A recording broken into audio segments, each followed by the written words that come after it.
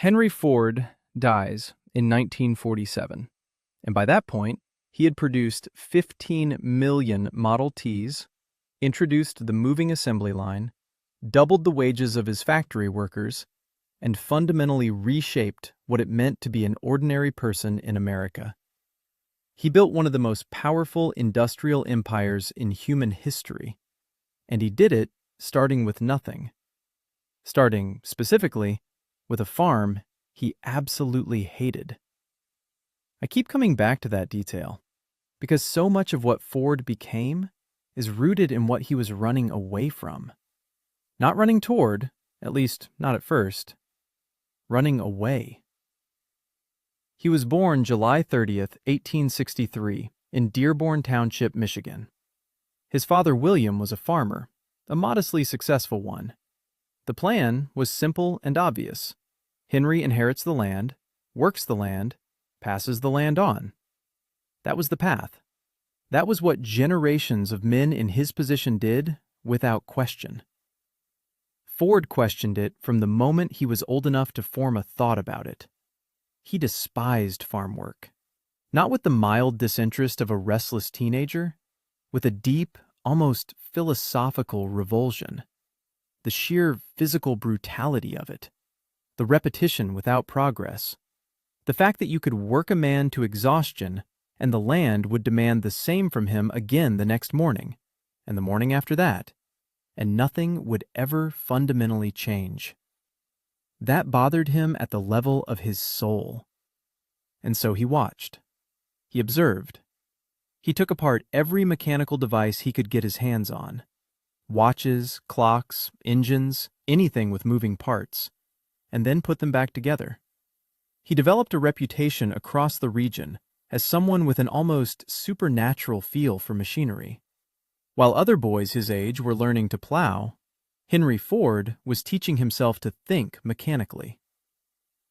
And then, in 1876, something happened that locked the course of his entire life. He was 13 years old. He was riding in a wagon with his father on a road outside Detroit when they encountered a self-propelled steam engine. Not a horse-drawn machine, a machine moving under its own power. A portable farm engine making its way down the road on its own, the operator using a small chain to steer it. Ford later described this moment as the one that defined everything that came after. He leaped off the wagon. He ran to the operator and started asking questions. He could not stop asking questions. How does it work? What fuel does it use? How fast can it go? The operator, a man named Fred Redden, let him examine the machine up close, explain the mechanics to him. And Ford stood there on that road and understood, in a way he had never understood anything before, that this was the direction. Machines could do what men and horses did, and if machines could do it, men could build better machines. And if men could build better machines, the world did not have to be as hard as it was. That is the insight that became Henry Ford's life work, the mechanization of human effort. Not to diminish humanity, but to free it. 3 years later, in 1879, he was 16 years old, and he walked away from the farm. Walked, quite literally, the roughly 8 miles to Detroit. He had no formal engineering credentials. His schooling had ended in his early teens. He had no family connections in the city, no financial safety net. He arrived with almost nothing and apprenticed as a machinist at James Flower & Brothers machine shop for about $2.50 a week, which was sometimes less than the cost of his room and board. He supplemented his income by repairing watches at night. Think about what that picture looks like. 16 years old, new city. Daytime spent learning to work with metal and machinery in a machine shop. Nighttime spent bent over watch mechanisms by lamplight, earning extra money, training his hands to work with precision instruments. This is not a person drifting. This is a person with a direction so clear it functions like a physical force. He had no map. He had no mentor laying out the steps. He had only an obsession that had been burning since he was 13 years old on the side of a road, watching a machine move under its own power. And he decided that was enough, that the obsession itself was the credential. He would spend the next several years moving between machine shops, returning briefly to the family farm to repair Westinghouse steam engines, building his reputation as someone who understood mechanical systems at a level most trained engineers did not. And then, in 1891, he took a job as an engineer with Edison Illuminating Company in Detroit. Reliable salary, stable work. And he spent every hour outside of that job running experiments in a backyard shed, trying to build something that had never existed before in the hands of an ordinary man. He was still running away from the farm, but he was finally running towards something too. He was nearly 40 years old. He had no company, no income from the work he cared about, and he had failed twice. Most people don't know this part of the Ford story. They know the empire.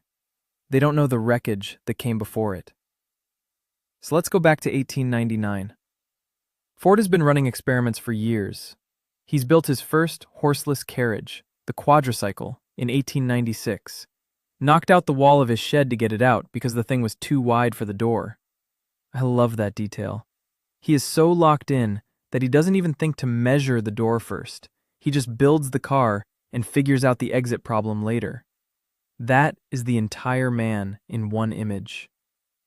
And so a lumber baron named William Murphy takes notice, and Ford co-founds the Detroit Automobile Company in 1899. Real investors, real money, real opportunity. And it collapses within 2 years. They produced fewer than 20 vehicles. The investors' complaint was not that Ford was lazy, it was the opposite. He could not stop improving the car. Every time they were ready to sell something, Ford wanted to make it better. He was constitutionally incapable of declaring a thing finished when he believed it could still be made more right. The investors pulled out, the company dissolved, and Ford walked away with nothing but the lesson. Here's what I find remarkable about that. A lesser man looks at that failure and concludes he was wrong about himself.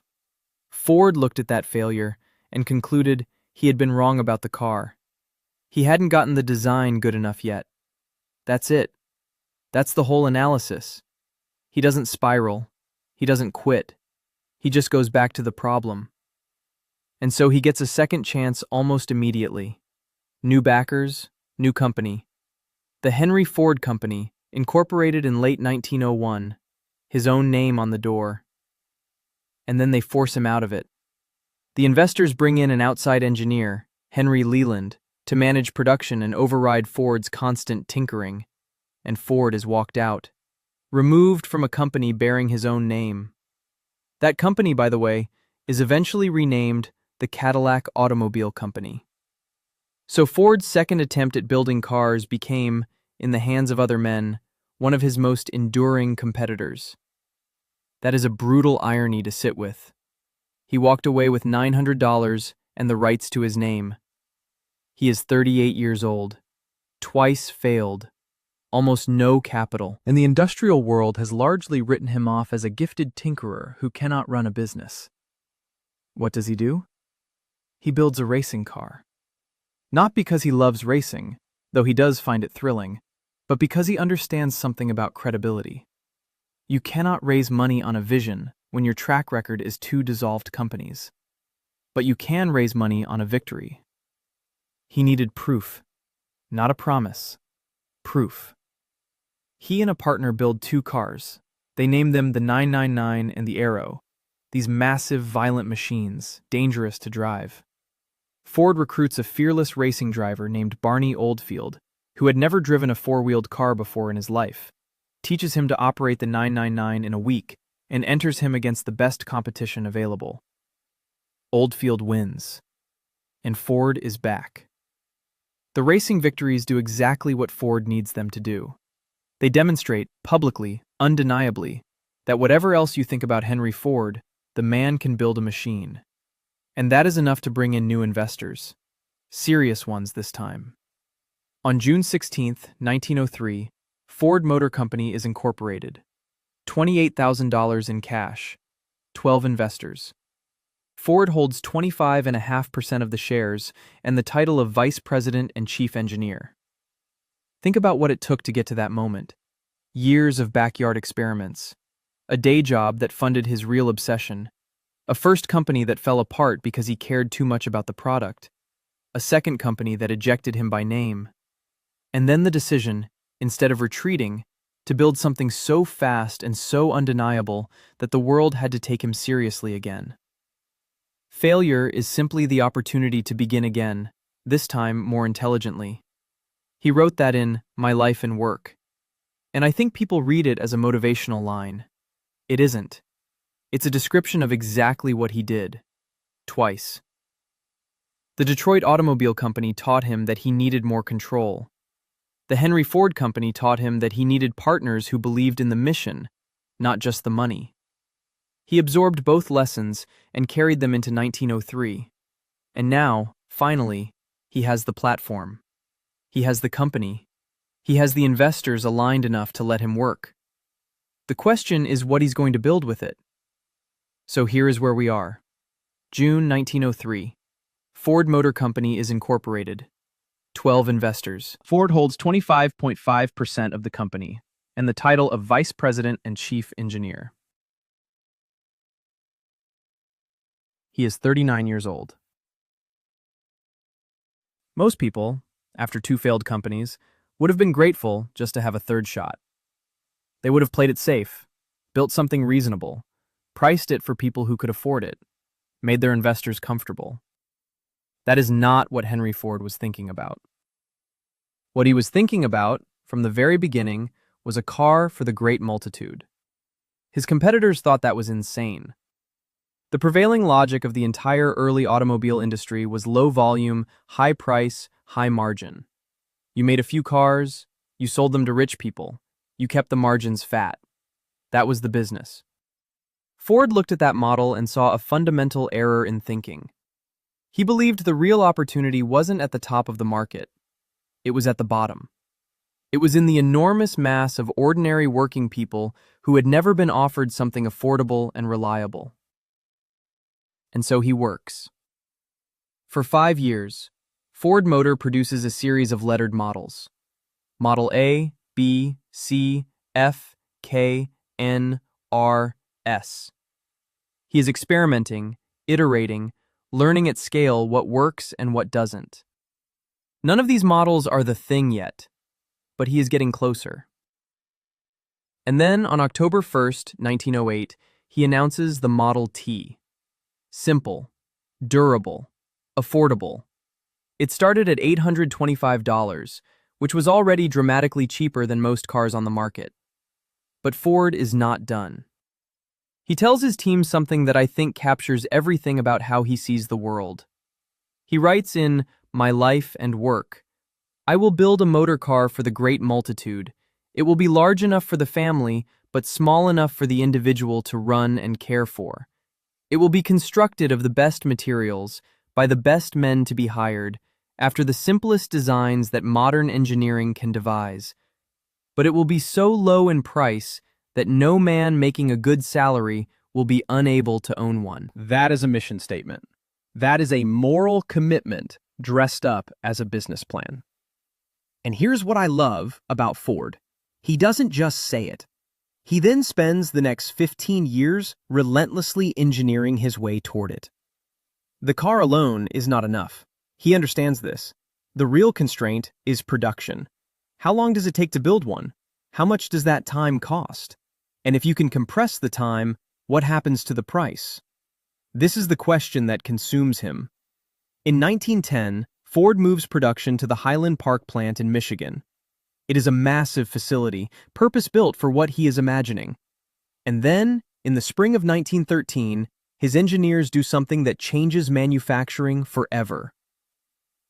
They introduce the moving assembly line. The idea is simple in retrospect. Instead of workers moving to the car, you move the car to the workers.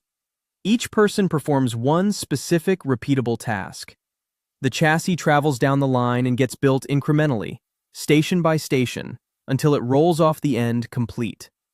The result is staggering. Before the assembly line, building a single Model T took more than 12 hours of labor. After, 93 minutes. 93 minutes. Ford understood that this was not just an engineering achievement. It was a philosophical statement about what organized human effort could accomplish. He writes in My Life and Work, "The man who will use his skill and constructive imagination to see how much he can give for $1 instead of how little he can give for $1 is bound to succeed." That is the assembly line in one sentence. Give more. Find a way to give more. Drive costs down, not through cutting corners, not through squeezing workers, but through thinking harder about the process itself. And here is what he does with every efficiency gain. He does not pocket the difference. He drops the price. Every dollar he engineers out of production becomes a dollar he removes from the sticker. He says in his own words that, "Every time I reduce the charge for our car by $1, I get 1,000 new buyers." He sees this clearly. Lower price means more buyers. More buyers mean more volume. More volume means the line runs faster and costs fall further. It is a self-reinforcing loop. And he is the first industrialist in American history to truly build a business around it. By 1914, the Model T is selling for $490. By 1925, it will fall to $260. He will sell 15 million of them before he finally retires the line. He had looked at a country where the automobile was a luxury for the privileged and decided, on purpose, to make that impossible. That was the Model T. That was the assembly line.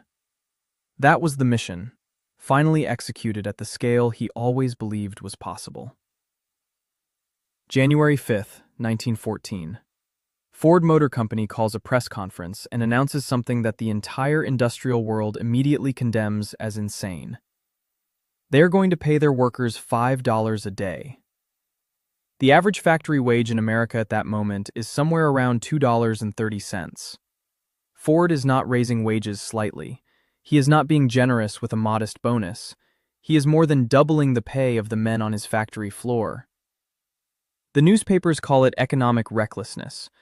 Other manufacturers say he has lost his mind. Wall Street analysts predict disaster. And Ford says, in so many words, that they have all missed the point entirely. Here is what they missed. Before the $5 day, Ford's factories at Highland Park were experiencing nearly 370% annual turnover. Think about that number. He had to hire and train nearly 4 workers to keep one productive position filled for a year. The moving assembly line had made each individual role faster and more specialized, but it had also made each role more repetitive, more grinding, more physically relentless. Men were quitting constantly. Training new workers continuously was destroying the efficiency gains that the assembly line was supposed to deliver. So when Ford wrote in My Life and Work, the payment of $5 a day for an 8-hour day was one of the finest cost-cutting moves we ever made. He meant it literally. He was not being provocative. He was describing a business calculation. I love this, because everybody else looked at $5 a day and saw generosity, or recklessness, or politics. Ford looked at it and saw a systems problem with a systems solution. He was the only person in the room doing the actual math. But there is something deeper going on here than turnover reduction, and Ford is honest about it. He had built a machine that could produce automobiles at a scale and price nobody had imagined possible. He had watched the price of the Model T fall from $825 to $490. And he had started to think about a question that almost nobody in industrial America was asking at that time. Who is going to buy all of these cars? His argument was almost embarrassingly logical once you heard it. If your workers cannot afford the thing they are making, you have built a factory floor full of people who are economically excluded from the very market you are trying to create. He expressed this in multiple ways, in multiple interviews, in multiple forms. The clearest version I can point you to is this. It is not the employer who pays the wages. Employers only handle the money. It is the customer who pays the wages. He understood before almost anyone else that mass production requires mass consumption, and mass consumption requires mass wages. The assembly line and the $5 day were not separate ideas. They were the same idea, running in two directions at once. And then he talks about something that I think is the real philosophical core of everything Ford was doing in this period. He writes, "The man who will use his skill and constructive imagination to see how much he can give for $1, instead of how little he can give for $1, is bound to succeed." That is his entire theory of business in one sentence.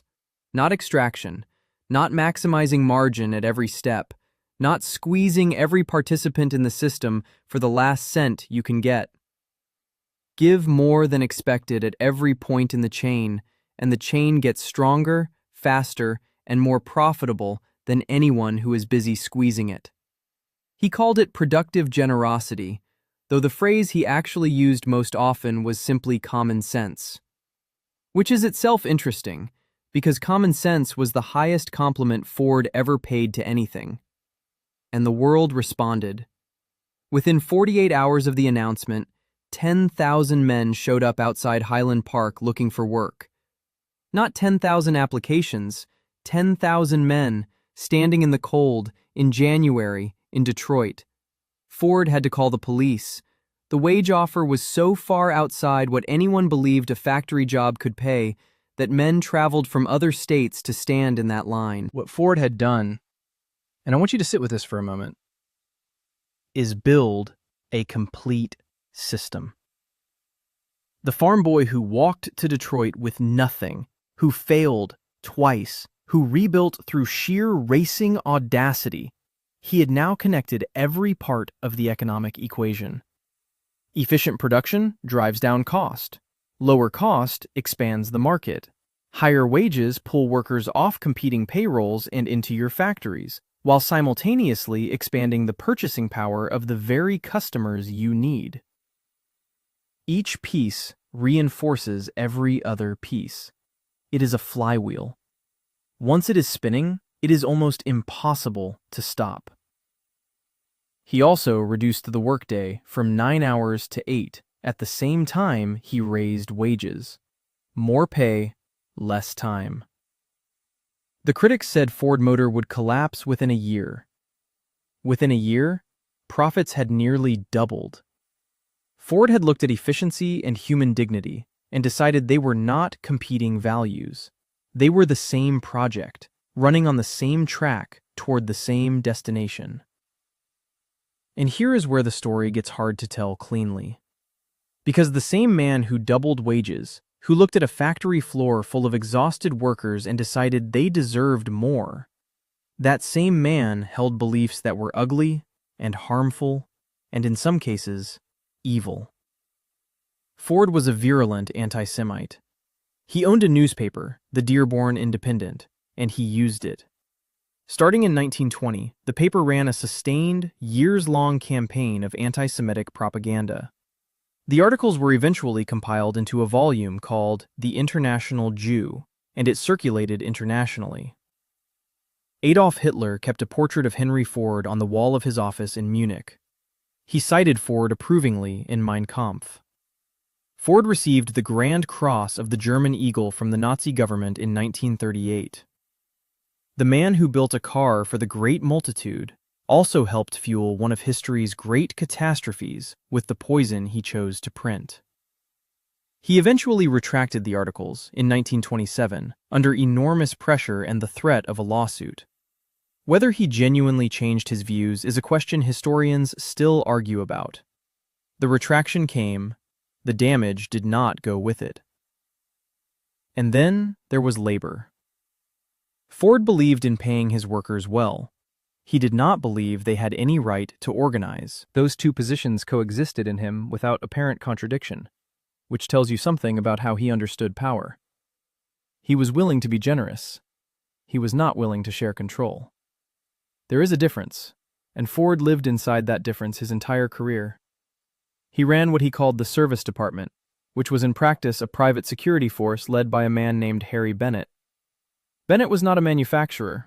He was a thug, and Ford kept him close and trusted him with enormous authority. When the United Auto Workers attempted to distribute leaflets outside Ford's River Rouge plant in May of 1937, Bennett's men attacked them. Walter Reuther, who would go on to lead the UAW, was beaten on a bridge overpass outside the plant. The photographs ran in newspapers across the country. Ford's men beat union organizers in front of press photographers, and still, Ford did not yield. He held out against unionization longer than any of the other major automakers. General Motors settled with the UAW in 1937. Chrysler settled that same year. Ford held out until 1941.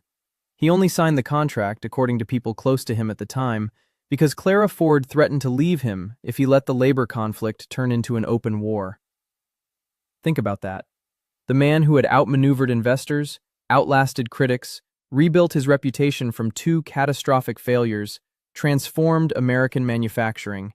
He was finally moved not by economics, not by law, not by public pressure, but by his wife. The same woman he had called the Believer all those decades ago, holding a lantern in a backyard shed while he worked on an engine that hadn't run yet. And here is what makes Ford so difficult to hold in your mind as a single person. The same quality that produced his greatness produced his destruction. It was the certainty. The absolute, unshakable granite certainty that he was right and the world needed to catch up to him. That certainty built the Model T. That certainty built the moving assembly line. That certainty produced the $5 day when every other industrialist said it was madness. And that same certainty made him incapable of hearing that he was wrong about Jewish people, wrong about organized labor, wrong about the men he chose to trust with violence. He was not a hypocrite in the ordinary sense. He did not privately doubt what he publicly proclaimed. That was the problem. He believed all of it with the same totality. There is a quote from My Life and Work that has stayed with me. Ford writes, "The competitor to be feared is one who never bothers about you at all, but goes on making his own business better all the time." He lived that. He was almost pathologically indifferent to what other people were building. He was consumed by what he was building. But a man that indifferent to outside perspective, a man that's sealed inside his own certainty, eventually stops being correctable. And an uncorrectable man, no matter how powerful his vision, becomes dangerous. He died in 1947 at his estate in Dearborn, Michigan, 83 years old. Born on a farm he hated, buried in the city he walked to at 16, with nothing but a need to understand how engines worked. He built 15 million Model Ts. He built the moving assembly line. He proved that paying workers more could cost you less. He showed that efficiency and human dignity could be the same project. He also showed that genius without humility is its own kind of machine, powerful, fast, and very difficult to stop once it is pointed in the wrong direction. The lesson I take from Henry Ford is not to become him. Thank you for listening to the story of Henry Ford. If you'd like more stories like this, make sure to subscribe and leave a comment on who you'd like to hear about next.